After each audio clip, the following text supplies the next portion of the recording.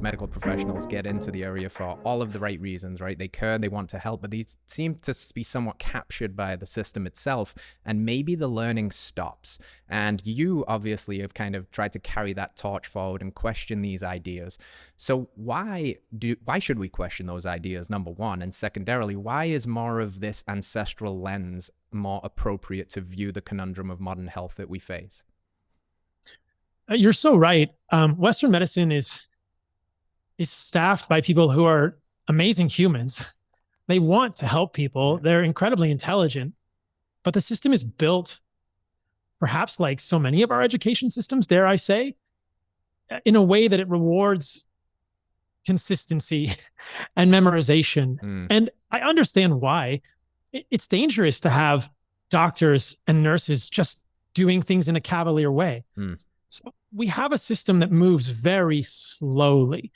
And sometimes we have a system that just won't move at all because of, interest, outside interests, and we can speculate what those are. But I think most people can understand the sort of financial interests that might make evolution within the medical sphere difficult and might make research in certain ways into nutrition difficult, because most research is funded by, pharmaceutical companies. So why would we research the benefits of liver with an NIH grant when, most of the grants are, the NIH grants are few and far between. And then the majority, 75+% of research funding is from private interests. And nobody has been able to get an FDA approval and I don't think we'd want that, or, a patent on liver. We would never want that sort of intellectual property taken from us as humans. But so medicine is tough because it's not built to evolve. It's built to be sort of safe, but also very,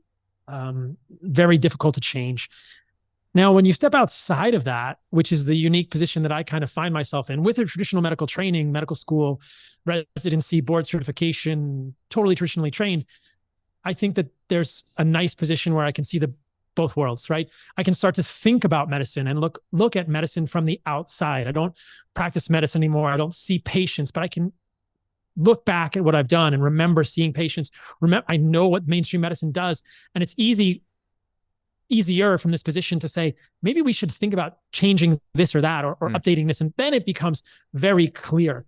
It's easier from sort of outside medicine, like just to the side, to see what needs to evolve and change than it is from within medicine, because the way the system is built, most doctors and nurses and nurse practitioners and physician assistants are just working so much they can't even really think about how they could potentially change the way they treat patients. But I will say that I think that one of the key things that we could do with medicine to change it is just to think more about nutritional science in medicine. That's just not taught.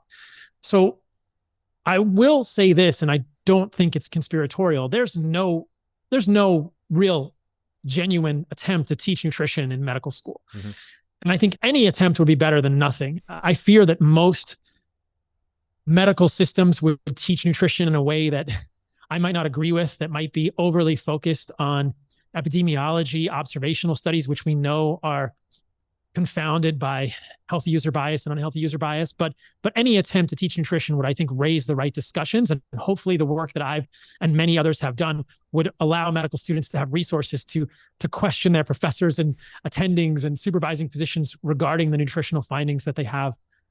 But I think this is where the ancestral lens is so valuable. And again, I think this is the framework that Western medicine lacks, that leaves us within Western medicine myopic. It leaves us blind in so many ways.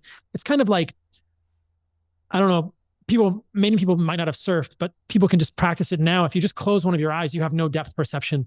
It's much harder to kick a soccer ball when you have one eye closed. It's much harder to catch a wave when you have one eye closed. And so that's the way I feel we are in medicine. We're doing things with one eye closed. We may still be able to see what's written on a wall, but we have no depth perception. We have no framework. And so the ancestral lens, I think, adds that framework back. And we think, what have humans done? And we'll never have a perfect picture of this.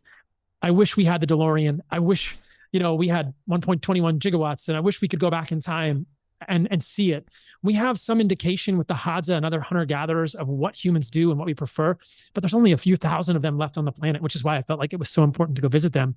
But I think that there's enough anthropology, there's enough we know from hunter-gatherers that we can use this ancestral lens and say what makes sense and what doesn't make sense. And I wish that were added to medicine, because I was never taught anthropology in medical school, but I really think it should be taught. I think anthropology and nutrition should be taught in medical school, because that's the framework. That's where humans have come from. And even today, in present day, in 2023, there are people living on the earth with significantly lower rates. And I'm talking,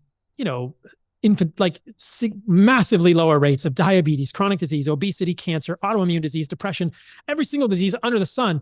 There are people doing it. There is a natural experiment happening thousands of times over every single day. And Western medicine just turns a blind eye to that. I don't understand. There are people living. And of course, this is all observational research, but Western medicine loves observational research, but we ignore the fact that there are people living all over the world who are doing things differently. And this can be extended to animals too. And I've always loved thinking about pets and how healthy animals are in the wild versus how healthy they are or unhealthy they are in domestication. And the reason I draw the parallels, because I think that we are domesticated humans. I've talked about this. We live in a human zoo, and there are ways to step outside the cage doors. The cage doors are open.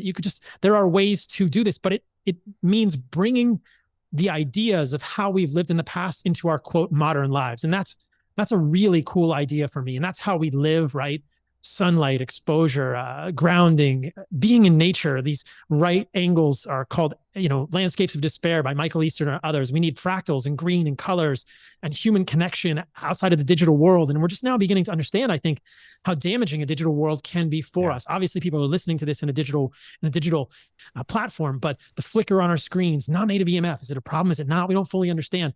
Toxins in our environment that are a result of our technologically advanced, world. So all of these things, and then centrally our food, how our food has changed. And when we look at that, I think it's very clear that, and it's so interesting to talk to people on my podcast and have this come up over and over. It's just like the simplest version is meat, organs, and fruit. I think every hunter-gatherer on the planet seeks those foods preferentially. If you look at these ancestral people, it's so clear what their hierarchy of desire is in terms of food: meat, organs, and fruit. And probably organs before the meat, and sometimes fruit even before the meat or honey, but they want all of these things, and they just really don't care much about vegetables, and they don't really do much seeds unless they're absolutely starving. And yet the majority of our diet, and if you look at the USDA guidelines, they say eat 6 to 8 servings of grains a day. It's like, that's not very ancestrally consistent. And seed oils is something that I've talked about a lot, and that amount of linoleic acid is completely evolutionarily inconsistent when we're looking at what our ancestors do. And I wish that Western medicine would start to think about that and look at these natural experiments happening and question, not accept any of this as truth, but begin to question and incorporate it into the discussions. And I think that would really get people curious. It would shake things up. Yeah. Which would be a good thing. But hopefully there are still, and I believe there are many people left in medicine who are willing to go through that little bit of uncomfortable sensation as they learn, because growth is uncomfortable for us. So that's the challenge. Hello friends, if you enjoyed that clip, then you can watch the entire thing by heading to this link over here, or you can find us wherever you find podcasts by searching Radical Health Radio. If there's value here, please hit that like button, let us know in a comment what your biggest takeaway was, and hit subscribe. Support the show as we support you. We'll see you soon.